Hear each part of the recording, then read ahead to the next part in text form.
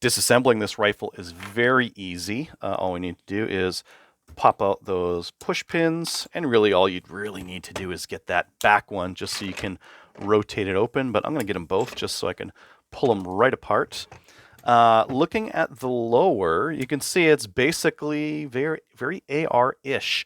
Couple of things just to note that are a little bit different. The bolt hold open, you can see that there is where we engage with the magazine. So the magazine presses up right there, and that actuates the bolt hold open right there. As well, we have a standard AR trigger pocket, buffer, tube, and recoil spring. It's all very similar to anyone who's worked around ARs. When it comes to the upper, oh, you're going to love this. It's so easy. You don't even need to take the charging handle out. This thing just pops right out of there. It's got a key at the top there to help with keeping it aligned inside the receiver. Very simple bolt. Some things I like about it, some things that I'm not a super big fan of.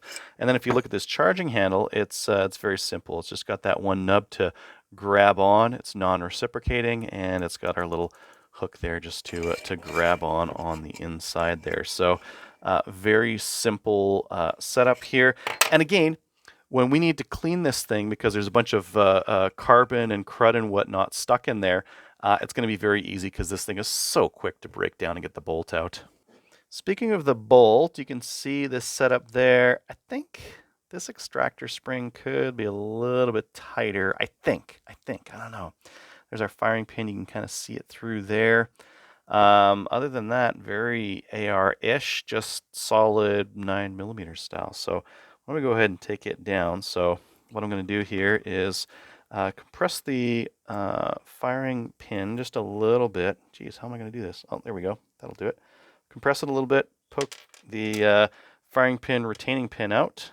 Now the firing pin is it's under spring pressure. There's a spring holding it back, and that's to prevent it from slam firing or bump firing as this thing's going back and forth. This firing pin's jostling back and forth, and this spring just helps keep it from slamming into that next round and going full auto on us. So we can take that firing pin out, and that's really it. I mean, if you wanted to, you could drive this out and get that extractor out. I don't particularly want to, don't really need to. Here I would use some pipe cleaner to get down to that firing pin channel and clean it right out. But really, I think most of the issues in terms of cleanup, you're gonna have to do some like carbon cleanup on the outside of this thing. 9mm PCCs typically dump a bunch of carbon residue into the action and on the bolt face and that kind of thing. So you're primarily going to have a lot of carbon around here that you're going to need to clean up. Next, we're going to take that firing pin and spring and stick it through. Get in the hole. Get in there. There we go. Next, we'll need to compress it. Take that solid pin there, pop it in through the side, and it will retain the firing pin.